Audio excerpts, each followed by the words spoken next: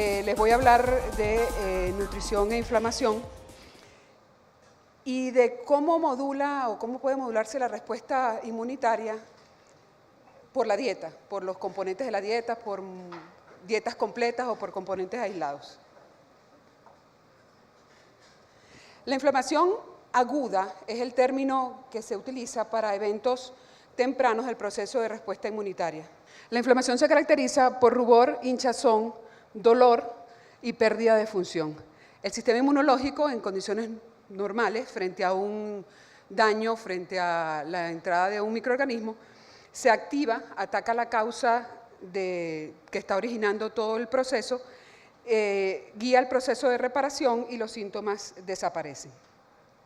El ejemplo más clásico de inflamación es el producido en caso de infección, en el cual hay la salida, las alteraciones a nivel de la permeabilidad de vasos sanguíneos, la salida de ciertos componentes que van a liberar una cantidad de mediadores solubles y van a atacar el estímulo que está, o el patógeno que está provocando la inflamación. Va a ocurrir un cambio de patrón de liberación de mediadores, que es una de las partes que está teniendo más interés en términos de investigación recientemente, y es el proceso de finalización o de terminación de un proceso infeccioso. Pero en general ocurre todo este evento y cuando el organismo invasor es eliminado, pues ocurren los cambios y vuelve a la normalidad, bien sea por la aparición de un tejido de cicatrización, por necrosis celular, y esas serían básicamente las consecuencias del proceso inflamatorio. Aunque la causa, la localización y los resultados clínicos de un proceso inflamatorio pueden ser muy diferentes, ocurrir en partes muy distantes, los mediadores que se producen y los tipos de sustancias que median el proceso son comunes. Y son comunes para una inflamación aguda, para inflamación crónica o para lo que quiero hacer un poquito más de hincapié, que es la inflamación de bajo grado. El agente infeccioso, como les decía, es eliminado, y para su eliminación ocurren una variedad de, se favorece la síntesis de una variedad de mediadores solubles que van, cuando el proceso va avanzando, van a cambiar completamente y va a ocurrir el proceso de terminación de la infección, que es el que en años recientes ha tenido mucho más interés, ya que, como vamos a ver a lo largo de la charla, desde el punto de vista de marcadores de inflamación es muy difícil poder establecer si la inflamación está en un proceso agudo, es un proceso crónico, simplemente porque las citoquinas y los mediadores que se producen son básicamente los mismos en todos los procesos. En el proceso de terminación de la inflamación se describen por lo menos 3 pasos. Uno de ellos es la disminución de las señales proinflamatorias, la apoptosis de polimorfonucleares y la fagocitosis mediada por macrófagos de esos polimorfonucleares apoptóticos, seguida de la migración por vasos linfáticos de drenaje. Y, como mencionaba, hay otro tipo de citoquinas que se secretan. Y esto tiene importancia en este momento porque la manera de estudiarlas básicamente es conociendo su distribución en el tiempo. Cuando hay, después de una exposición al lipopolisacárido, se observa que hay la secreción y el pico y la disminución de ciertos mediadores proinflamatorios, un pico de IL-6, y eso es básicamente la razón por la que en todos estos estudios de inflamación, y específicamente en los que vamos a hablar sobre la parte de nutrición, el buscar IL-6 en la mayoría de las investigaciones es un paso común o es un factor común en todos estos estudios. Y en la parte de resolución, IL-10 y IL-8 son las que hacen pico cuando está cambiando ese patrón de citoquinas para la resolución del problema. Básicamente y muy rápidamente es la inflamación de tipo aguda, crónica o de bajo grado, no es indistinguible en términos de las células involucradas y de los mediadores que se producen. La duración del proceso es lo que hace básicamente la diferencia. En el caso de inflamación aguda es inmediato, en los otros es más retardado, y en el caso de la crónica y de la de bajo grado, pues es un proceso que puede no tener un límite aparente porque no hay una causa que pueda atacarse de manera aguda o de manera local. Una gran cantidad de enfermedades cursan con inflamación pues las infecciosas evidentemente, pero enfermedades como diabetes tipo 1, tipo 2, arteriosclerosis, obesidad, enfermedades cardiovasculares, quemaduras, traumas, sepsis, cáncer, sarcopenia, todos esos están mediados, o involucran la secreción de mediadores de inflamación, repito, independientemente del origen y del sitio donde esté ocurriendo, van a ser básicamente los mismos.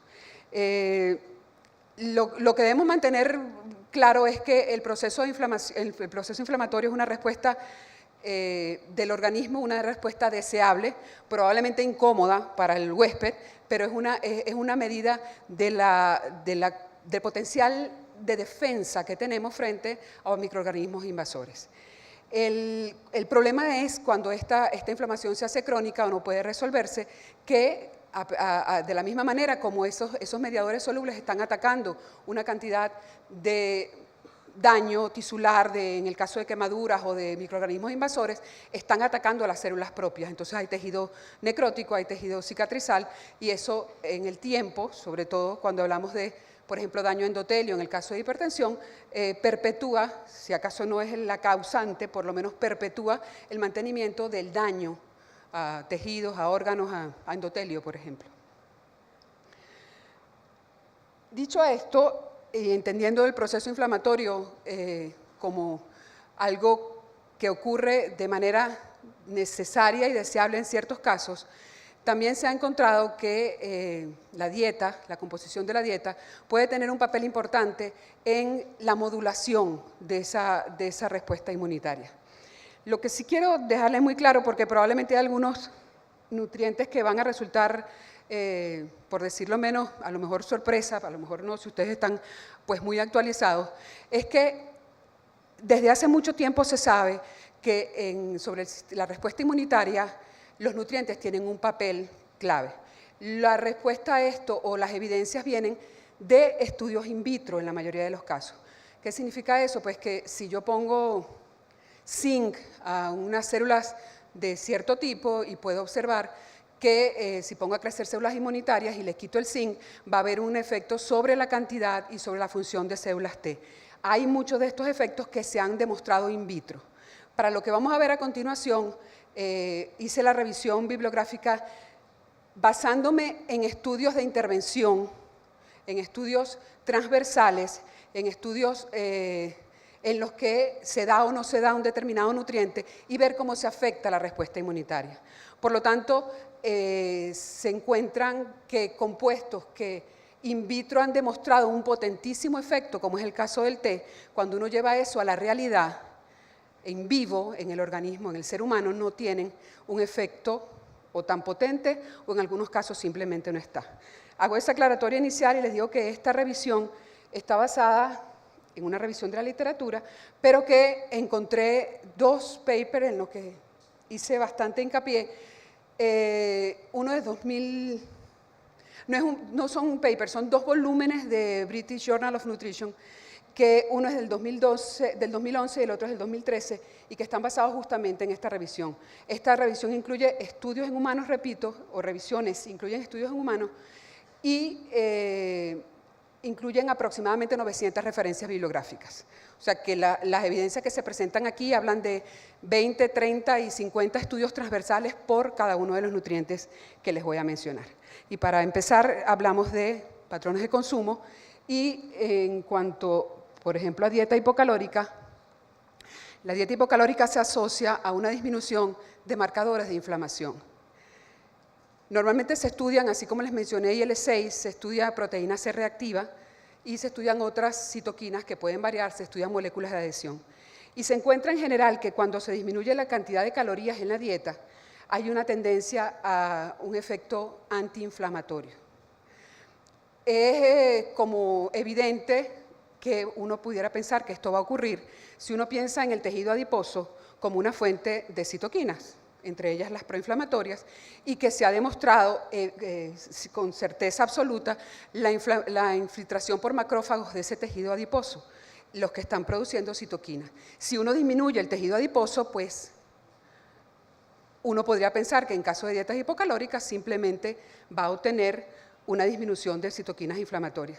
Parece que esto pudiera ser parte de la explicación, pero también se habla de que en el caso de restricción energética hay un cierto grupo de proteínas llamadas sirtuinas que se activan en momentos de limitado suministro energético, mejorando la eficiencia metabólica y, por supuesto, disminuyendo o inhibiendo al culpable de todos nuestros males, que parece ser el factor nuclear kappa B, que es culpable de todo en la explicación bioquímica de la transcripción de muchas señales proinflamatorias. Y lo otro que se ha encontrado es que al disminuir la cantidad de calorías, sea por control de lípidos o sea por control de carbohidratos, el efecto antiinflamatorio se obtiene. Es decir, que no es que cuando usted maneja los lípidos o disminuye los lípidos, que es la otra manera de pensar en bajas calorías, voy a obtener necesariamente un efecto antiinflamatorio. También ocurre cuando controlamos los carbohidratos. En pocas palabras, las dietas hipocalóricas tienen un efecto antiinflamatorio.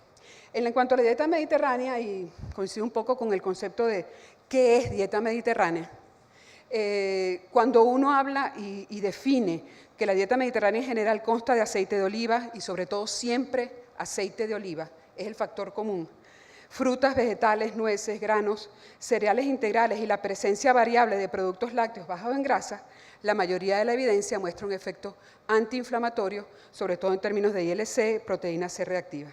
Y la dieta vegetariana, me disculpo aquí porque uso, en este caso, proteína C reactiva y en otros casos van a ver esto, que es exactamente lo mismo, lo que pasa es que se me olvidó hacer la traducción, pero me estoy refiriendo a proteína C reactiva. La dieta vegetariana también se asocia a estados antiinflamatorios y aquí sí está la duda de que normalmente los amigos vegetarianos tienen estilos de vida mucho más saludables, como no fumar, hacer mucho más ejercicio, y allí está todavía por definirse cuánto pesa cada componente en su estilo de vida. Cuando hablamos de componentes aislados o de alimentos aislados, empezamos a ver las primeras diferencias en términos de los estudios in vitro y la evidencia revisada en 2011 muestra que el efecto, aunque favorable, es menos contundente de lo que se encuentra in vitro. Porque cuando usted va a darle a esa persona, cuando usted agarra una célula y le pone todo el afrecho que le provoca, entonces observa o el equivalente al salvado de trigo, observa un efecto favorecedor en términos de antiinflamación o efecto antiinflamatorio.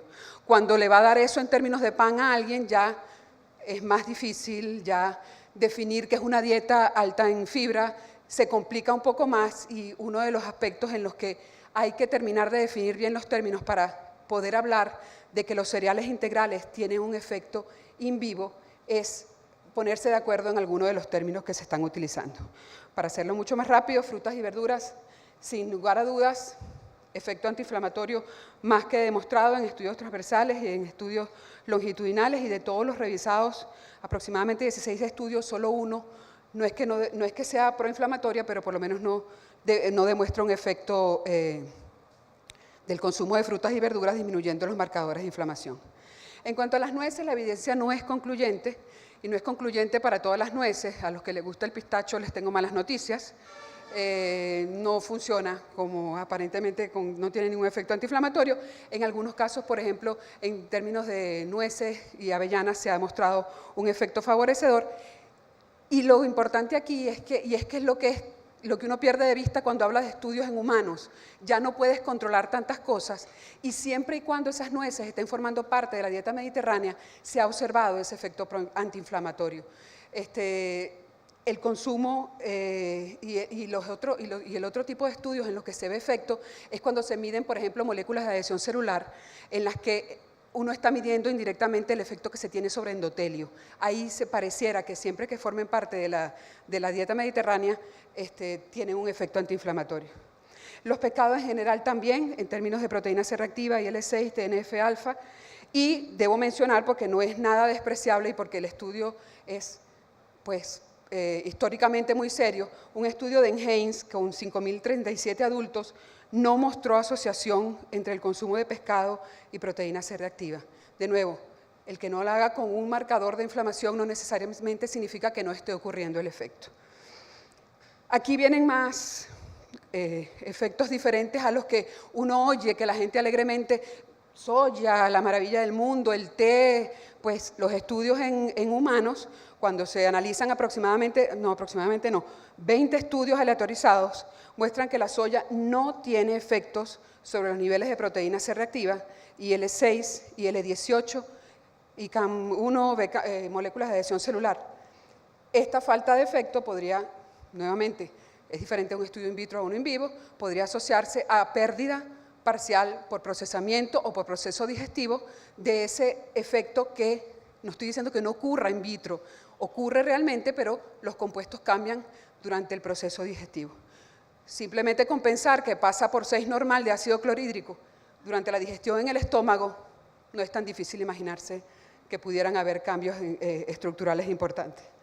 En cuanto al té, no hay un efecto claro en el consumo de té, ni negro ni verde, que también parecía ser la salvación del mundo, sobre marcadores de inflamación, aunque aparentemente está relacionado con consumos a más largo plazo. O sea, en estudios en que yo doy una taza de té y mido las citoquinas, no veo un efecto.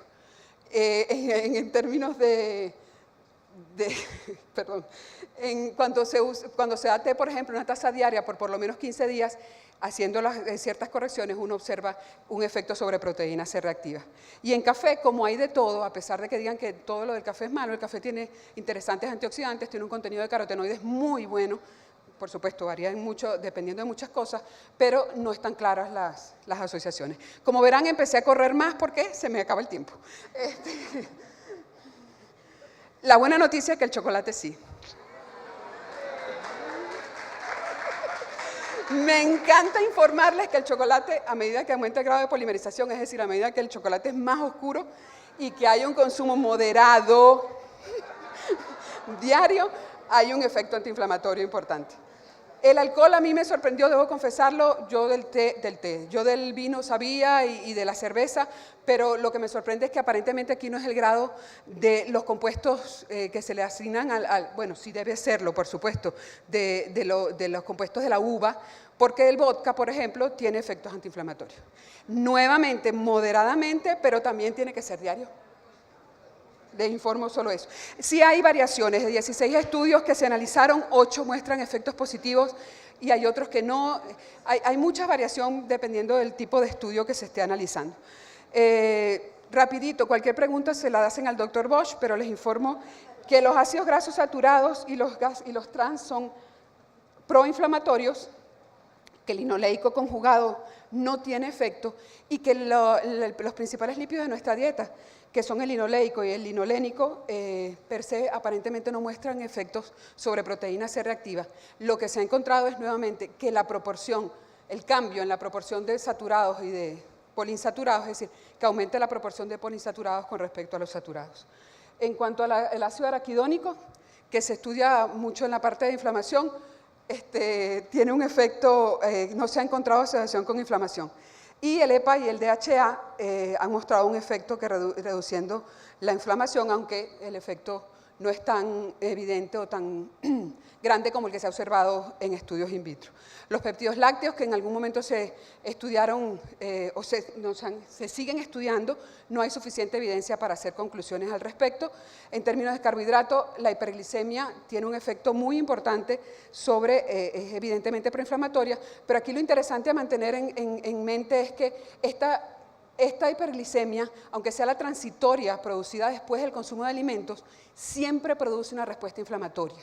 No sé, el organismo reconoce lo que está consumiendo como algo extraño al que debe por lo menos producir una cantidad basal de citoquinas, pero claro, cuando se hace el efecto a largo plazo, como en la hiperglicemia por resistencia a insulina o diabetes, es cuando se observa. El índice glicémico y la carga glicémica se han asociado positivamente a CRP y negativamente con adiponectina, y lo mismo la fibra dietética. Mi amigo el hierro, podría pasarme 2 horas hablándoles de eso, pero tanto su exceso como el déficit tienen efectos dañinos. En el caso de la deficiencia, la probabilidad de infección bacteriana es muy alta. En el caso de exceso, la generación de especies reactivas de oxígeno favorece el factor nuclear kappa beta y la transcripción de inflamación. En cuanto a la vitamina D, la modelo, la vedette de los últimos tiempos, pues se ha encontrado in vitro, no digo que, no sea, que sea inventado, simplemente que su papel en la respuesta inmunitaria inhibiendo la proliferación de linfocitos, afectando la expresión de moléculas de adhesión, todavía no. Bueno, aprovecho, entonces sigo con los antioxidantes, tanto la vitamina C como la E como el betacaroteno tienen importantes efectos antiinflamatorios. Les informo que los flavonoides de soya, los fitoestrógenos, los prebióticos y los probióticos no muestran evidencias en estudios in vivo que tengan un efecto antiinflamatorio claro, aunque los efectos potentísimos de los fitoestrógenos estén demostrados in vitro. Yo les iba a hablar de los productos de glicosilación avanzada, que les prometo que es interesantísimo, pero se me acabó el tiempo. Simplemente decirles que se estudiaron por mucho tiempo asociados a diabetes. Me imagino que la doctora Imperia les podría hablar algo de eso, pero que en este momento se sabe que la reacción enzimática, el parlamento enzimático, la reacción de Maillard, los produce en cantidades muy importantes en cositas como estas que a mucha gente le gustan en la parrilla, como la costra tostadita del pan. Todo eso es parlamento enzimático, todo eso se ha asociado a cáncer, todo eso se ha asociado a radicales libres. Lo único que se sabe hasta el momento, a ciencia cierta, es que la producción endógena es importante en caso de diabetes, pero la producción exógena por todos estos alimentos, a medida que consumimos más alimentos industrializados, tiende a ser mayor.